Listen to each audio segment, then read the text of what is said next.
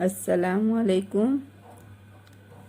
Topic એટલે કે વિષયાંક વિષયાંકમાં છે યુનિટ 2 સ્ટેપ બાય સ્ટેપ। આપણો યુનિટ 1 કમ્પ્લીટ થઈ ગયો છે। યુનિટ 2 ની ચર્ચા કરીશું। યુનિટ 2 માં આપણે એક્ટિવિટી 1 વિશે અભ્યાસ કરી લીધો છે। હવે અત્યારે એક્ટિવિટી 2 એમાં છે બે ભાગ બી અને સી અને એક્ટિવિટી 3 એના વિશે અત્યારે ચર્ચા કરીશું, અભ્યાસ કરીશું। જુઓ અહીંયા એક્ટિવિટી 2 બી અને સી આ પાઠ્યપુસ્તકનું પેજ છે। લાસ્ટ સેક્શનમાં આપણે મોસ્કીટોના ટ્રેપ વિશે અભ્યાસ કર્યો હતો કે મોસ્કીટો અને ફ્લાય એનું ટ્રેપ કઈ રીતે બનાવવાનું તેના વિશે સમજૂતી મેળવી હતી। હવે અહીંયા આપણને એના આધારે ટ્રુ ફોલ્સ લખવાના છે। તો અત્યારે આપણે એના આધારે ટ્રુ ફોલ્સ લખીશું। દરેક વિદ્યાર્થીને અહીંયા ધ્યાન આપશે।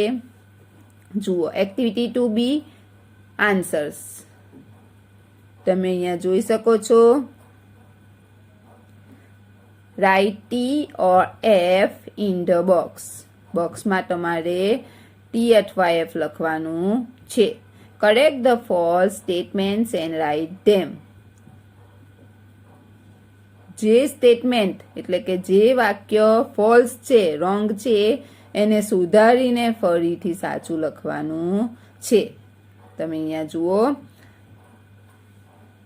તમારે નોટબુકમાં લખવાનું છે। આ એક્ટિવિટી નોટબુકમાં લખવાની છે।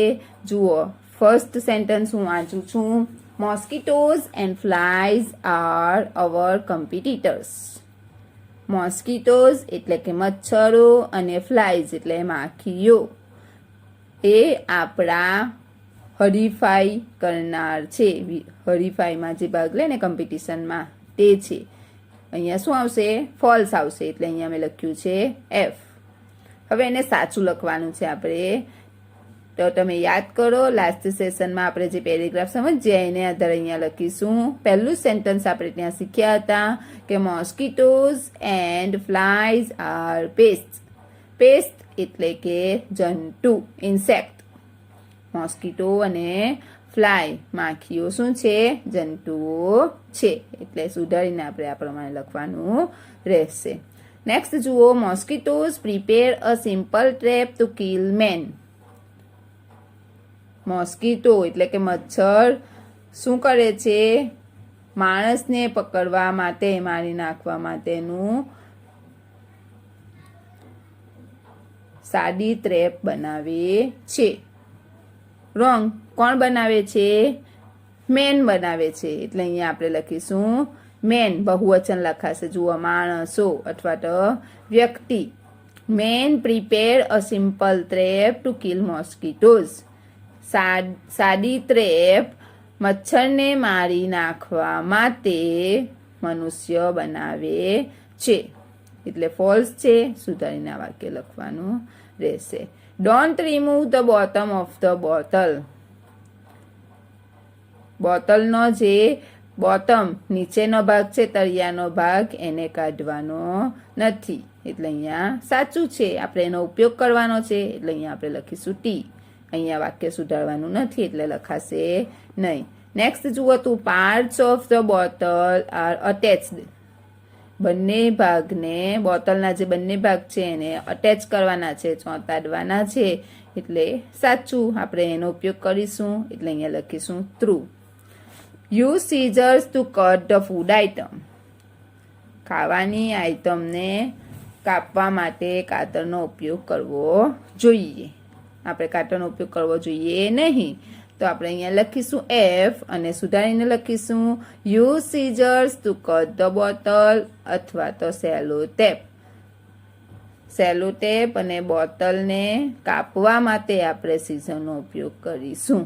સમજાય છે? તો આ એક્ટિવિટી તમે નોટબુકમાં લખી લેશો। હવે નેક્સ્ટ જુઓ activity 2C fill in the blanks using the words in the brackets. કૌંસમાં આપેલા શબ્દોનો ઉપયોગ કરી ખાલી જગ્યા પૂરો। Mahesh prepared mosquito trap. Mahesh મોસ્કીટોનું ટ્રેપ બનાવી રહ્યો છે। He is describing the steps. અહીંયા મહેશે અહીંયા સ્ટેપ આપ્યા છે કે હું બનાવું છું તો કઈ રીતે બનાવું છું જુઓ. મેં બનાવ્યું, કેવી રીતે બનાવ્યું તે જુઓ. અહીંયા કૌંસ આપ્યા છે આપણને, એ કૌંસના આધારે આપણે અહીંયા જવાબ લખીશું, યોગ્ય જવાબ લખીશું. જુઓ, આઈ બ્લેન્ક્સ અ બોટલ. ખાલી જગ્યામાં આપણે લખવાનું છે કે મેં લીધું, શું લીધું? બોટલ લીધું. તો આપણે અહીંયા લખીશું ટૂંક. ભૂતકાળ દર્શાવે છે એટલે ટૂંક લખીશું કે મેં એક બોટલ લીધી. ખ્યાલ આવે છે? એટલે અહીંયા આપણે પહેલું જ છે જુઓ ટૂંક, એટલે ટૂંક લખીશું. કૌંસમાંના શબ્દોનો ઉપયોગ કરવાનો છે. ત્યાર પછી છે I cut the bottle with scissors. બોટલને શું કરવાની છે? આપણે કાપવાની છે. તો એ કહેશે, એ શું કહે છે કે મેં બોટલ કાતર વડે કાપી. કટનું ભૂતકાળનું રૂપ કટ જ રહેશે. આઈ રિમૂવ્ડ ધ કેપ. મેં કેપને દૂર કર્યું, મતલબ કે કેપ જે ઢાંકણું આવે છે એ ઢાંકણું મેં કાઢી નાખ્યું. Than I put the upside down on the bottle. નીચેનો જે ભાગ છે એને ઉપર કર્યો, અપસાઇડ ડાઉન. ત્યાર પછી તેને બોટલને ચોંટાડવા માટે વ્યવસ્થિત ગોઠવી. I stitch both the parts with a sticky tap.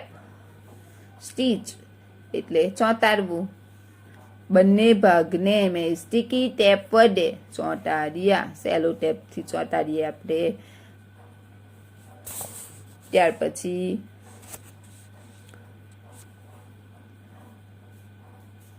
both the parts with sticky tape. My trap was ready.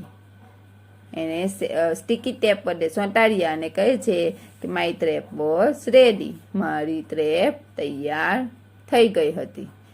તો આ બ્લેન્ક્સ નોટબુકમાં લખી લેશો. નેક્સ્ટ જુઓ, એક્ટિવિટી 3. અહીંયા આપણને પાઠ્યપુસ્તકનું પેજ આપ્યું છે. એક્ટિવિટી 3માં પણ ઘરે આપણે એક્ટિવિટી કરવાની છે, પ્રવૃત્તિ કરવાની છે. એના આધારે જ આ એક્ટિવિટી પણ છે. દરેક વિદ્યાર્થીને અહીંયા ધ્યાન આપશે. જુઓ, આ પાઠ્યપુસ્તકનું પેજ છે. અહીંયાથી તમારે વાંચન કરવાનું રહેશે. ત્યાર પછી આ એક્ટિવિટી 3ના હાર્ડવર્ડ્સ છે. તો એ સમજૂતી મેળવતા પહેલા આપણે શું લખીશું? હાર્ડવર્ડ્સ લખીશું. જુઓ, પહેલો શબ્દ છે નીડલ. નીડલ એટલે સોય. થ્રેડ એટલે દોરો. THREAD થ્રેડ એટલે દોરો. ટાઈ અ નોટ ગાંઠ બાંધવી. ટાઈ એટલે બાંધવું અને નોટ એટલે ગાંઠ, ગાંઠ બાંધવી. PROPER પ્રોપર એટલે યોગ્ય. THROUGH થ્રુ એટલે માંથી. વ્યવસ્થિત સારા અક્ષરે ડેટ એન્ડ ડે લખીને 5 વાળા શબ્દાર્થ લખશો. અપવર્ડ્સ UPWARDS અપવર્ડ્સ એટલે ઉપર. DOWN ડાઉન એટલે નીચે. CLOTH ક્લોથ એટલે કપડા. ટુ કટ કાપવું અને ફાઇનલી એટલે અંતે. 10 શબ્દાર્થ તમારે તમારી નોટબુકમાં વ્યવસ્થિત લખવાના રહેશે. ચાલો હવે આપણે સમજૂતી મેળવીએ. એક્સપ્લેનેશન.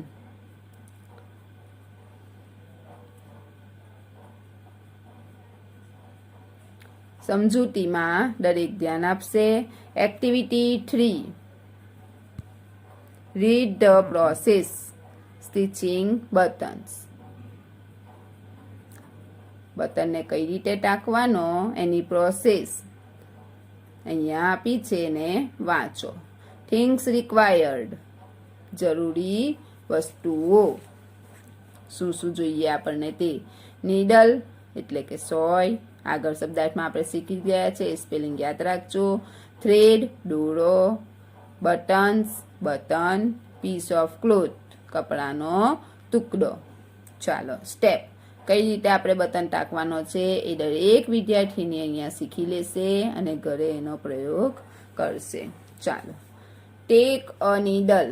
એક સોય લો. અ નીડલ એટલે કે એક સોય.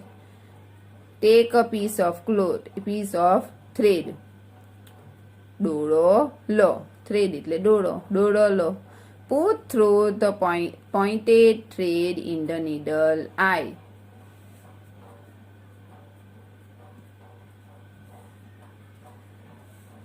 દોરો ખેંચી બરાબર અડધો કરો જેથી તેના બંને છેડા મળે.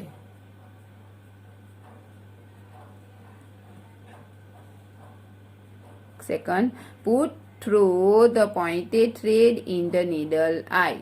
સોયમાં દોરો પરોવો એટલે આપણે સોયમાં દોરો નાખવાનો છે. સોયના એન્ડમાં આપણને નીડલ આઈ એટલે એની આંખ જે છે ત્યાં આપણે શું કરવાનું છે? દોરો નાખવાનો છે. Match both the ends of the thread. દોરો ખેંચી બરાબર અડધો કરો જેથી તેના બંને છેડા મળે. એટલે બંને છેડા આપણે શું કરવાના છે? સરખા કરવાના છે. એટલે બંનેને આપણે જોઈન્ટ કરીને ત્યાર પછી ગાંઠ બાંધવાની છે. મેક અ નોટ એટલે ગાંઠ બાંધો. Put a button at the proper place of the cloth. કપડા નીચેથી સોય નાખી પુટ અ બટન કપડા પર યોગ્ય જગ્યાએ બટન મૂકો. આપણે જે જગ્યાએ બટન લગાડવાનો છે ત્યાં આપણે વ્યવસ્થિત બટન મૂકવાનો છે.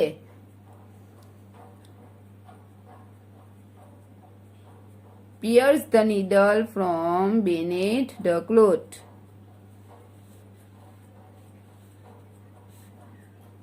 કપડા નીચેથી સોય નાખી ઉપર કાઢો અને બટનના એક કાણામાંથી પસાર કરો. Pass the needle through the button hole. બટનના હોલમાંથી આપણે શું કરવાનું છે? પસાર કરવાનો છે. Stretch the needle to the full length. આખો દોરો આપણે બરાબર ખેંચવાનો છે એટલે બધી લંબાઈ ઉપર આવી જાય એ પ્રમાણે આપણે ખેંચવાનો છે. Pierce the needle beneath the button hole. ત્યાર પછી પાછું આપણે ફરીથી બટનના હોલમાં નાખવાનો છે. Pierce it upward and downward for 3 to 4 times. આ પ્રવૃત્તિ આપણે કેટલી વાર કરવાની છે? 3 થી 4 વાર કરવાની છે. તો કહે છે કે આ પ્રક્રિયા તમે 3 થી 4 વાર કરો. In the end, અંતમાં bring the needle beneath the cloth. અંતમાં શું કરવાનું છે? બટનના કાણામાંથી સોય નાખી કપડામાંથી પસાર કરી નીચે લાવો. Tie knot beneath the cloth and cut the thread. દોરો કાપી નાખવાનો છે અને પછી ગાંઠ બાંધવાની છે. આ પ્રમાણે આપણે બટન ટાંકવાનો છે. દરેક વિદ્યાર્થીની ઘરે બેસીને આ એક્ટિવિટી કરશે.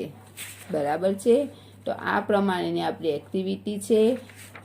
જેટલી એક્ટિવિટી મેં નોટબુકમાં લખવાનું કીધું એ દરેક એક્ટિવિટી તમારે તમારી નોટબુકમાં લખવાની રહેશે. Thank you.